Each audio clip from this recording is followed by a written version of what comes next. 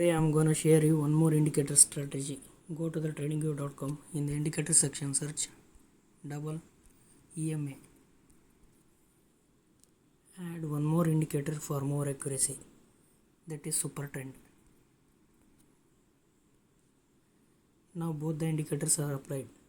In the settings of double EMA, make the length 100, and in the styles, make it blue color and thick. In the settings of Supertrend, make the input ATR period 12 and ATR multiplier 3. This trading strategy is simple and works really very good in 5 and 15 minutes time frame. When the price crosses above the blue line, along with that Supertrend indicator gives you the buy signal, buy the call, and hold it until the price crosses below the blue line.